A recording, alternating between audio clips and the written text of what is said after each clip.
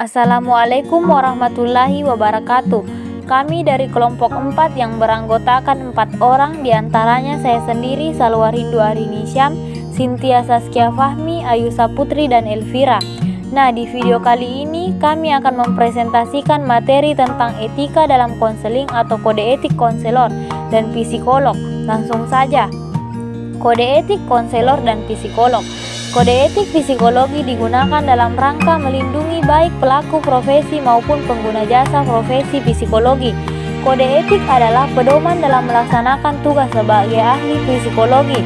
Kode etik ini memang berisikan aturan-aturan dalam pelaksanaan keprofesian yang tercantum. Namun kode etik bukanlah sebuah hukum positif yang setiap pelanggaran dapat diberi hukuman pengadilan. Dikutip dari jurnal Kode Etik Profesi Konseling Sunario Kartadinata, menjelaskan bahwa penegakan dalam penerapan kode etik bertujuan untuk 1. Menjunjung tinggi martabat profesi, 2. Melindungi masyarakat dari perbuatan malpraktik, 3. Meningkatkan mutu profesi, 4. Menjaga standar mutu dan status profesi, 5. Dan penegakan ikatan antara tenaga profesi dan profesional di sandangnya. Etika konseling berarti suatu aturan yang harus dilakukan oleh seorang konselor dan hak-hak klien yang harus dilindungi oleh seorang konselor. Ada 4 etika yang penting, yaitu 1. Tanggung jawab profesional. Selama proses konseling berlangsung, seorang konselor harus bertanggung jawab terhadap klien dan dirinya sendiri. Ada beberapa hal yang perlu diperhatikan, yaitu menanggapi sepenuhnya. Konselor harus bertanggung jawab untuk memberi perhatian penuh terhadap klien selama proses konseling. Mengakhiri dengan tepat. Kita harus bisa melakukan terminasi atau menghentikan proses konseling secara tepat. Mengevaluasi hubungan. Relasi antara konselor dan klien haruslah relasi yang terapeutik namun tidak menghilangkan yang personal. Tanggung jawab konselor untuk diri mereka sendiri. Artinya konselor harus dapat membangun kehidupannya sendiri secara sehat sehingga ia sehat secara spiritual, emosional, dan fisikal. Selanjutnya 2. Kerahasiaan. Konselor harus menjaga kerahasiaan klien. Ada beberapa hal yang perlu dijelaskan dalam etika ini, yaitu yang dinamakan privileged communication, komunikasi yang tidak berzina. Artinya konselor secara hukum tidak dapat dipaksa untuk membuka percakapannya dengan klien. Namun untuk kasus-kasus yang dibawa ke pengadilan, hal seperti ini bisa bertentangan aturan dari etika itu sendiri. Dengan demikian tidak ada kerahasiaan yang absolut.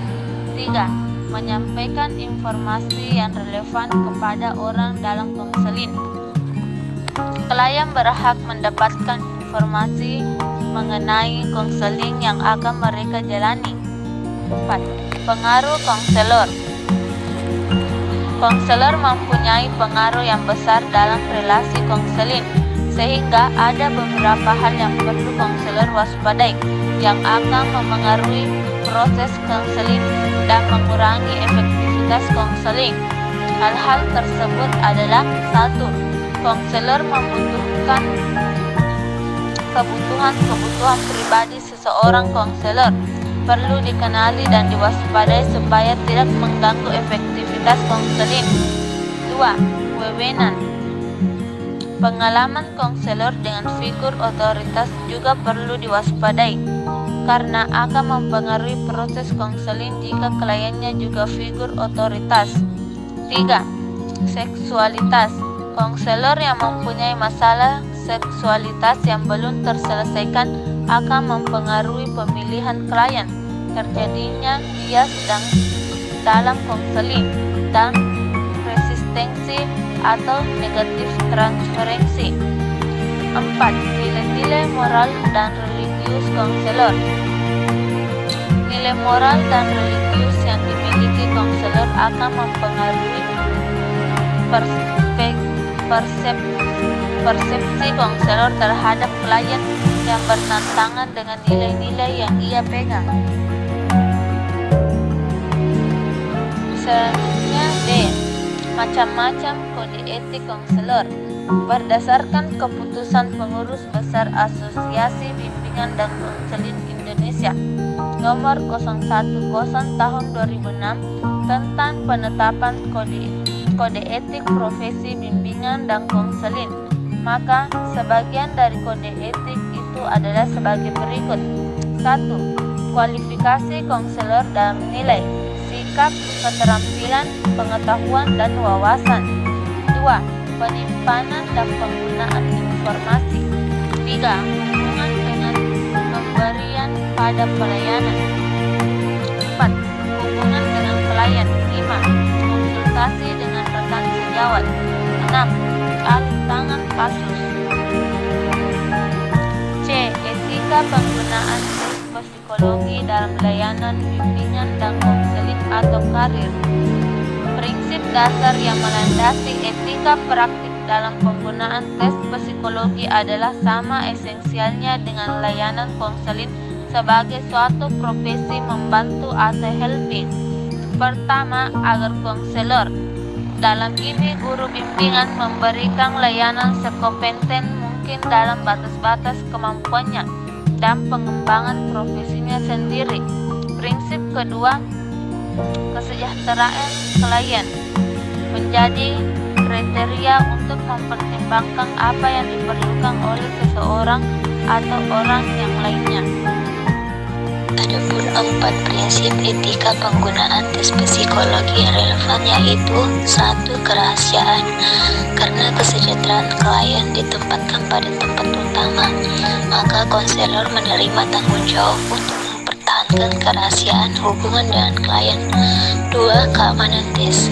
Tes merupakan suatu alat profesional, dan sebagai suatu alat profesional, maka penyebarannya hanya terbatas dengan menggunakan kompetensi teknik yang tepat.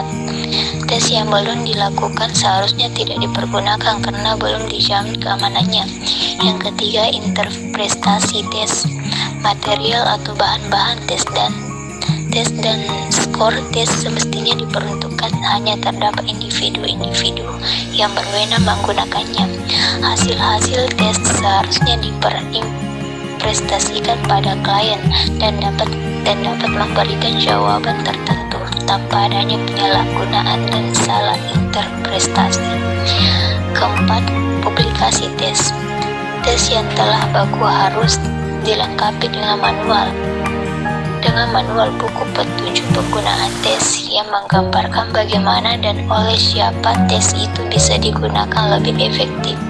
Iklan-iklan yang berhubungan dengan tes harus faktual dan deskriptif dan bukan emosional dan persuasif. Asas-asas pelayanan konseling.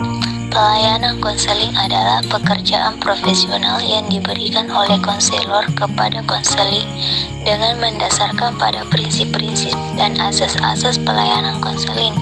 Asas-asas pelayanan konseling merupakan suatu kebenaran yang menjadi pokok dasar dalam menjalankan pelayanan konseling.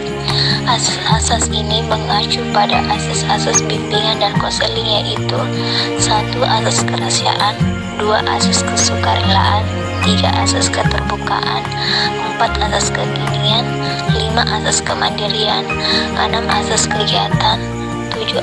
Asas kedinamisan, 8. Asas keterpaduan, 9. Asas kenormatifan, 10. Asas keahlian, 11. Asas ahli tangan, dan 12. Asas tuturi handayani. Penyalahgunaan di bidang psikologi. Pelanggaran kode etik psikologi adalah segala tindakan psikolog dan atau ilmuwan psikologi yang menyimpang dari ketentuan yang telah dirumuskan dalam Kode Etik Psikologi Indonesia. Termasuk dalam hal ini adalah pelanggaran oleh psikolog terhadap janji atau sumpah profesi. Praktik psikologi yang dilakukan oleh mereka yang bukan psikolog atau psikolog yang tidak memiliki izin praktik, serta layanan psikologi yang menyimpang dari ketentuan yang berlaku dalam Kode Etik Psikologi Indonesia. Nah, pelanggaran sebagaimana yang dimaksud di atas adalah yang pertama ada A. Pelanggaran ringan, yaitu tindakan yang dilakukan oleh seorang psikolog dan atau ilmuwan psikologi yang tidak dalam kondisi yang sesuai dengan standar prosedur yang telah ditetapkan, sehingga mengakibatkan kerugian bagi salah satu yang disebutkan di bawah ini. Yang pertama, ada ilmu psikologi; kedua, profesi psikologi; tiga, pengguna jasa layanan psikologi; empat, individu yang menjalani pemeriksaan; dan yang kelima, pihak-pihak yang terkait dan masyarakat umumnya. Selanjutnya, pelanggaran berat yaitu tindakan yang dilakukan oleh psikologi dan atau ilmuwan psikologi yang secara sengaja memanipulasi tujuan, proses maupun hasil yang mengakibatkan kerugian bagi salah satu yang disebutkan di bawah ini.